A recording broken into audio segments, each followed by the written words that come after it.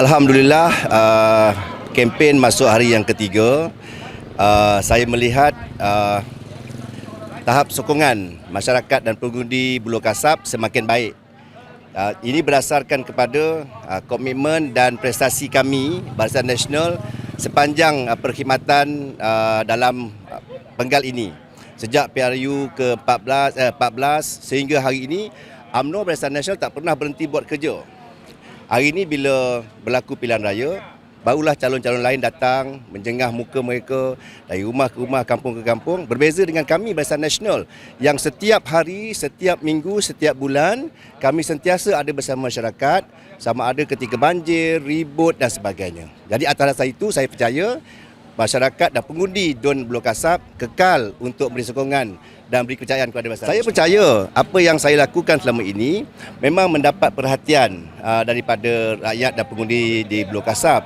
Lebih-lebih lagi apabila mereka menyatakan bahawa apa yang kita telah lakukan selama ini memberi impak yang baik pada mereka. Ramai yang berikan respon bahawa apa yang kita lakukan selama ini bermanfaat buat pengundi dan masyarakat di Buloh Kasab. Dan satu perkara lagi yang saya fikir akan menjadi faktor sokongan masyarakat dan pengundi di Buloh Kasab ialah apa yang kita sebutkan atau kita janjikan, kita laksana.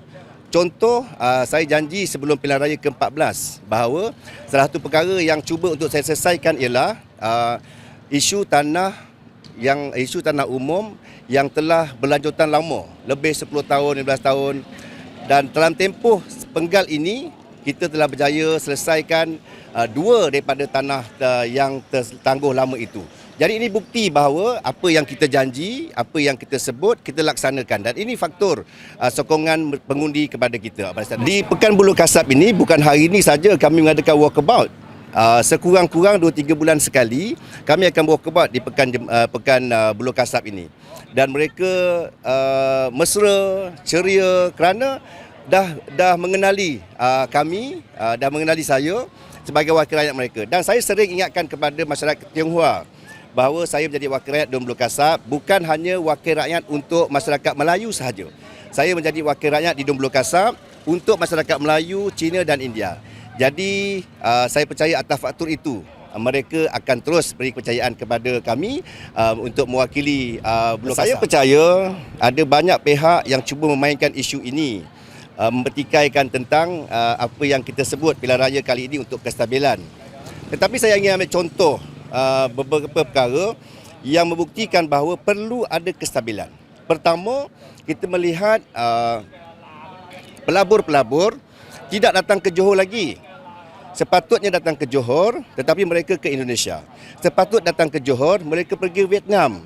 Sepatut datang ke Johor, mereka pergi ke negara-negara lain. Ini faktor kerana ketidakstabilan, iaitu kita hanya berbeza 1 atau 2 kursi saja. Yang pertama. Yang keduanya, apa saja yang cuba dilakukan oleh pimpinan kita, UMNO dan BN, apa saja akan cuba diugut oleh parti-parti lain. Saya ambil contoh, Yang Amat Menteri Besar pernah memberi ucapan di Perhimpunan Agung UMNO satu ketika dulu. Hasil daripada ucapan itu, ada pemimpin-pemimpin di Johor daripada parti lain mengugut bahawa Datuk Azli jangan berani-berani. Mereka boleh tarik sokongan. Itu contoh pertama. Contoh kedua, pilihan raya di Negeri Melaka. Kita berkempen di Negeri Melaka, menjanjikan macam-macam. Ada pula pemimpin lain di Johor yang beri ugutan bahawa mereka boleh tekan butang. Ini antara bukti, contoh menunjukkan bahawa kestabilan di Johor tak ada. Jadi penting untuk rakyat Johor nak pastikan bahawa mesti beri undi kepada parti yang benar-benar layak untuk mentadbir Johor dan beri mereka kemenangan yang besar, 2/3, supaya kestabilan itu dapat kita bentuk di Johor dan kita nak kembalikan kecemerlangan ekonomi. Saya selalu sebut kepada pengundi di Buloh Kasab, sebenarnya saya belum berpuas hati dengan perkhidmatan saya di Buloh Kasab. Kerana selepas pilihan raya ke-14, selepas 9 Mei 2018, saya hanyalah seorang wakil rakyat pembangkang. Saya hanya menjadi sebahagian daripada kerajaan selepas Mac 2020. Sebelum itu, apa saja yang cuba saya bangkitkan untuk perjuangkan untuk pengundi-pengundi Buloh Kasab sukar untuk diterima atau sukar untuk dibawa ke jabatan tentang kerajaan, ke jabatan menteri besar. Tetapi hanya dapat dibawa, dipandang serius atau dapat saya ketengahkan selepas jadi kerajaan, selepas Mac 2020. Jadi hanya setahun lebih saja saya menjadi wakil rakyat sebagai kerajaan.